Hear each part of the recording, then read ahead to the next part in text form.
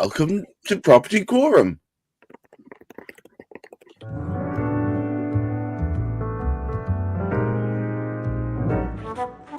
Well, we are replete.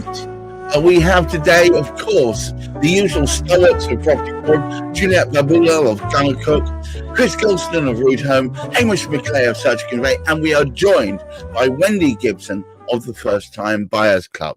But as is traditional on this channel, I'm throwing dear Hamish mercilessly under the bus. I think today could be one of interest. As Wendy pointed out, just as we were coming to air, or it may be a day that we all agree. We'll find out, because it seems unfortunate. Well, it depends how you look at it. Within the property sector generally, there are a number of bodies who get involved, and sometimes it's good that they speak to each other. Sometimes it's good that they avoid each other. But we had a coming together last year of the Law Society, along with the standards, who actually sort of decided between them that I'm sorry, folks. Sorry about that, folks. That's all right. These things happen. I forgot to switch my phone off, so that was the coming together of two other things that should not have happened. However, what we do have is a situation. Last year we had the coming together of a standard brought out by somebody, agreed to by sort of somebody else, without speaking to people who had to actually bring those particular ideas and those thoughts, those standards out into the marketplace. So we had a conflict almost. Estate agents were being told that they had to do this in one particular aspect, or the property lawyer was having to do this, and they felt that this is a bit of an overburden. There's far too much here. And other people were saying, well, this is absolutely great because it's lots more information than we used to have. But however, it wasn't going to work. So they decided they ought to consult at least the lawyers and decide, all right, we will pause here and we will cause even more confusion, because we'll have the way it used to be and the way we were thinking it ought to go. We'll have both of those. So you can do whichever you like whilst we're actually discussing it. Then you've thrown the teddy out the pram. Where are we now? Because the actual Law Society has withdrawn their new version of the TA6, so we resume to version 4 of the TA6, which doesn't have quite as much information in it. Where do we go from here? Well, Juliet, where indeed do we go from here? Do clue us in. You're muted, by the way. So thanks, Garrett. I go back to the days of the HIPs where, you had to put this information pack together, and I thought it was absolutely brilliant. Solicitors threw their toys out of the pram because they thought, look, we have an extra added burden. But what it meant was that everything was packaged and sent over, and you would have, I think, a smoother process. Then the Law Society and the Conveyancing Society just got rid of that, and it's a little bit haphazard and haywire. I mean, there are times when I go back to a solicitor who's selling something, ask a question, and they say, "Oh, that's not normal." Thinking, but it's normal for my client, because we need to know it's going to impact them. So we are in an age of information where information is readily available, but we're also at a time where I think people are. There's so many things in the background, whether it's their PI or whether it's more time consuming to provide information. Lawyers are just hesitant to do more. So hence a change in some of the Law Society informational forms, but I always think it's all about disclosure. It's all about, full and frank disclosure. Whatever you've got, there shouldn't be an issue in terms of feeding it to the other side, so that they make an open and frank decision, having all the information in their presence. Because what you find is that even if you're silent about something, if you were on notice of it, so for example, a seller knows that the neighbors are, there's a dispute with the neighbors, or the neighbors aren't the nicest or whatever, and they fail to disclose that, the seller is still subject to a misrepresentation claim. So irrespective of what we do from a conveyancing perspective, the contractual principles are still there. And it may be that they're not aware of that. So they think, okay, if I stay quiet about this or I don't share this, then, I'll be fine. But actually, if it transpires that you were aware of it and you fail to disclose it, then the ramifications in terms of misrepresentation and damages are a lot higher than failing to disclose it up front. Chris, is it in the words of Shakira, hips don't lie? Maybe. Knowledge is power. I was just discussing this with Wendy just before we came on air, and surely more knowledge is more power. I think that Juliet has hit the nail on the head as usual. The home information packs I thought were great. It puts an added burden on to solicitors and the vendor to an extent, but also onto the estate agent where it actually should be. They're the ones who are representing the client and should be earning their keep and actually pulling all this information together. So many times I see listings from not dodgy agents, just lazy agents, and it's just missing huge amounts of information. It's like basic stuff. What's the tenure? Is it freehold or is it leasehold? How do you not know what it is? Are you selling it with vacant possession or not? It's like, why obfuscate these fundamental elements? We've had one the other day that's been going through the process, and it's now getting to a point where we're ready to exchange, and the estate agent has just come back and said, oh yeah, the tenant will be moving out in a month. It's like, what tenant? Who mentioned a tenant at any point, mate? What the hell? Why are we talking about this now? So that's going to create a knock-on effect for us, because it means that the builders won't be able to start on the date that they've been scheduled, and now we may not be able to get them back in a month. Now, if that's a first-time buyer that's been put in that position, imagine all the imposition around all the moving. That's a potential chain break situation, and a nightmare. And that could have been very easily avoided. So yeah, I think the home information packs was probably a great way to go.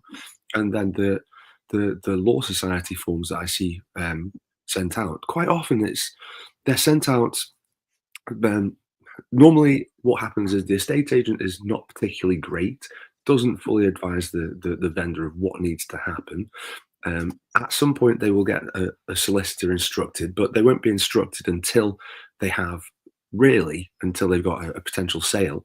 So all the law society forms don't get filled out until you're already a few months into, or at least a few weeks into the process. Well, they should have been filled out months ago when the estate agent was instructed. This should be a pack that's going out with or any confirmed offer in the memorandum of sale.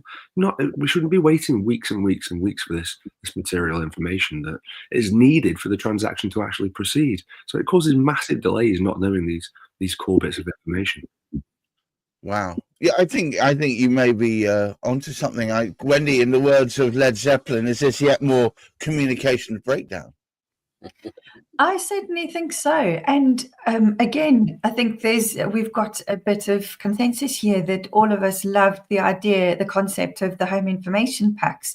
And the reason being is because that information is then available up front. And I think it does two things. Firstly, it takes the pressure off the conveyancers after the sale is agreed, where they've got tighter deadlines to actually then complete all the conveyancing process to get to a point of exchange, because all of that work could have been done without pressure up front.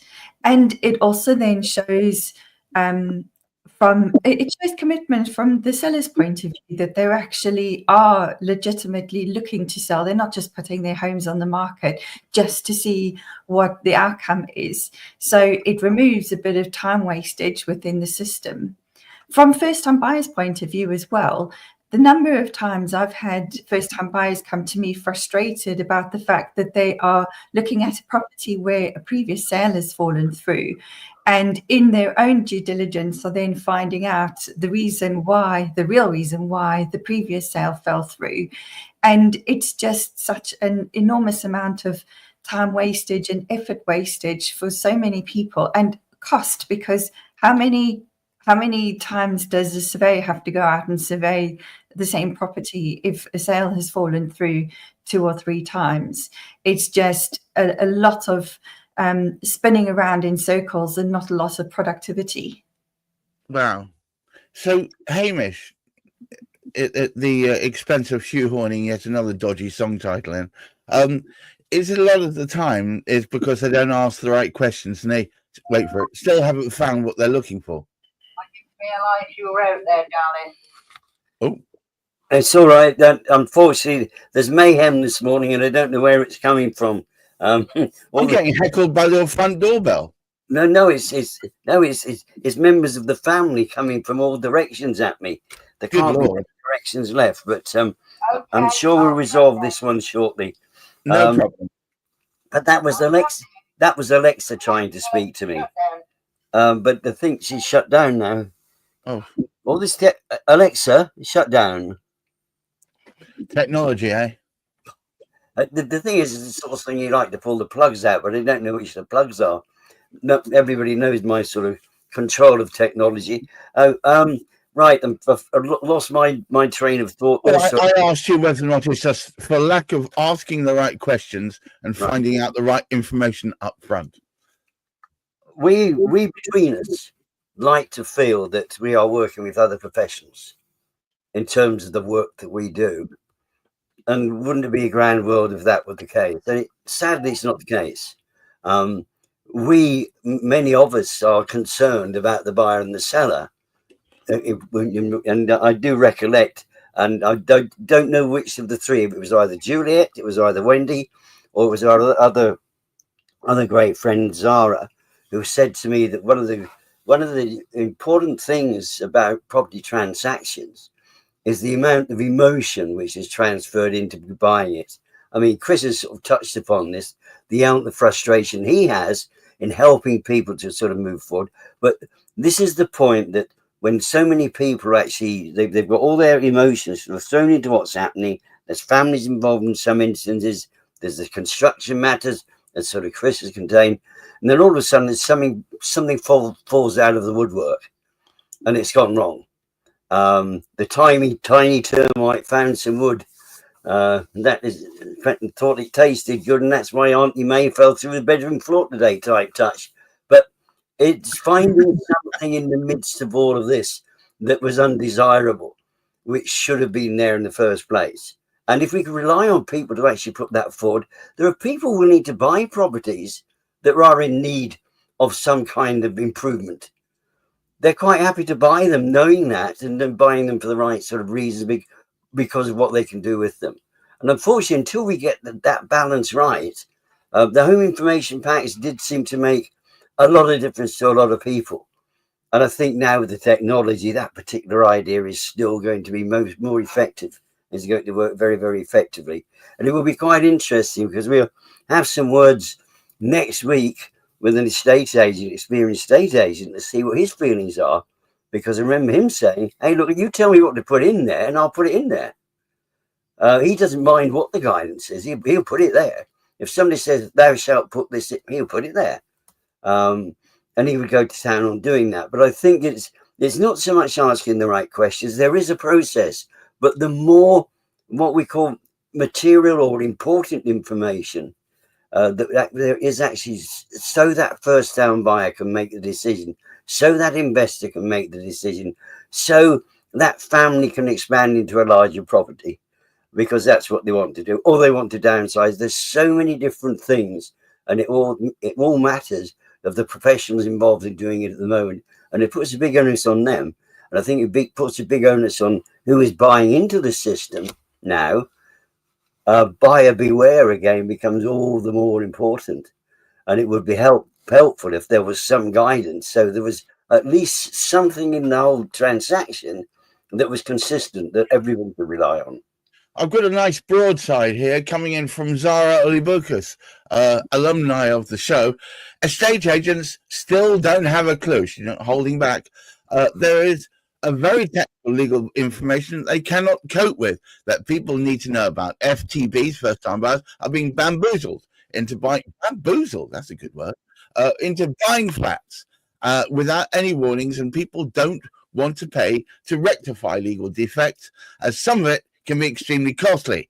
Lawyers are relying on documents' face value, and what to say. The digital dream can be trusted, and it's not just an AI hallucination.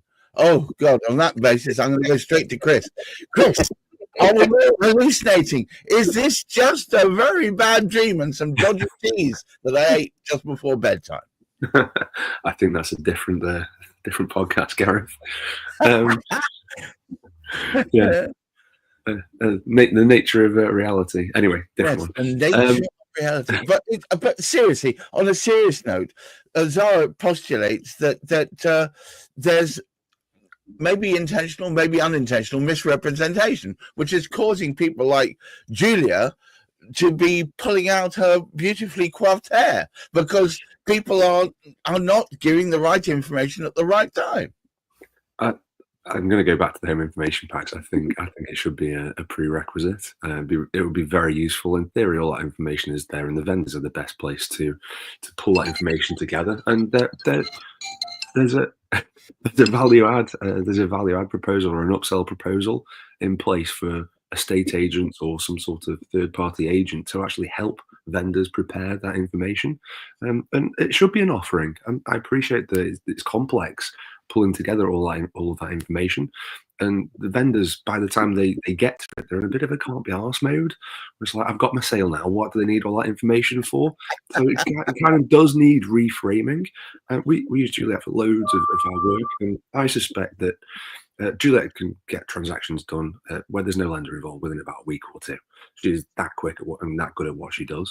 Well, hang on a moment. I know that Juliet is one of the best of us, but if Juliet can do it, and Juliet, I'm pointing this to you, if Juliet can do this, why can't others do it? What's holding them back? The challenge is that is the slowest person in the process, and if the vendor or their solicitor haven't got their act together, then that's going to slow the whole process down. So Juliet can only go at the speed that she can go at if she's got all that information. So I suspect, I'm sure Juliet will tell me, but I'm sure she could do transactions in 24 to 48 hours if I really asked her to, if she had that information though. But here's the thing, if I can just jump in, you said something earlier, Chris, lazy.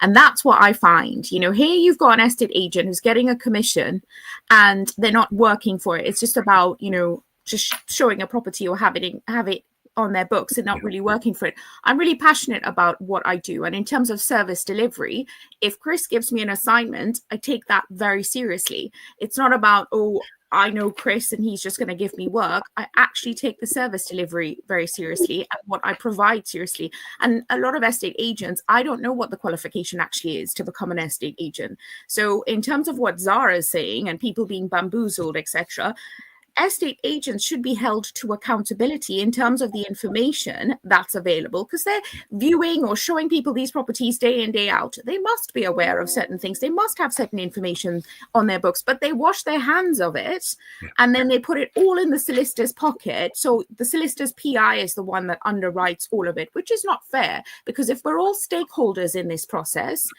the ultimate goal should be to keep someone happy. If they're buying that property, then the ultimate goal should be, look, we're not tricking you up to get it. It is what you say it is on the tin. There shouldn't be these like small labels and small prints where people think, oh God, what did I get myself into? And that's when conveyancing gets a bad rep and it needs to be, more reeled in and regulated. But when you've got stakeholders like estate agents who've got communication with both sides of the pan, it's essential that they're held accountable. And 100%, I'm all for the HIPs coming back. I think that it was a dream back then. Just to throw another grenade in here as well. Oh, no. An interesting one is we've pulled out many transactions based on the back of the survey, and the estate agents that we've dealt with are like, well, forget you, we'll just relist it then. It's like, well, hang on, isn't that material information? Shouldn't you now be disclosing that? Like, forget it, don't worry, we'll go and sell it to someone else. So there is definitely a challenge with estate agents here. So it's about making it look shiny and bright when in fact there might be cracks underneath. I thought we'd gone beyond those bad old days. Yes, bring back the HIPs, all are exclaiming. Hamish, would you care to have the final word? Well, yes, it is a matter of bringing everything together that we've said, that material information, whatever we choose to call it, there is information which is absolutely essential for us to be able to make a confident decision. And there's so much in the background that we don't know, that we can't find even from the normal investigation. But at least if we were getting some of that up front, and we were getting the right information up front. Yes, I mean, we certainly, the heydays of our particular type of business was at that particular sort of time.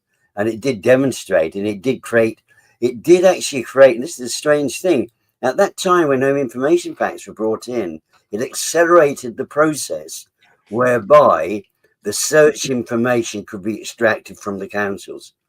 And it did speed it up. What's actually slowed it down now is that all of this continuous intervention from the wrong people. Let's just get back to that sort of, so we can marry up the right kind of information to items like the home information pack that can actually be relied upon.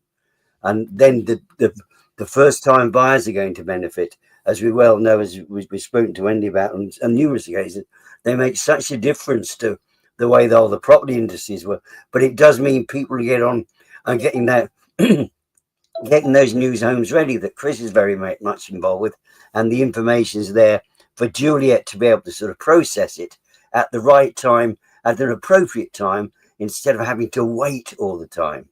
So it does need to be something which is done collectively.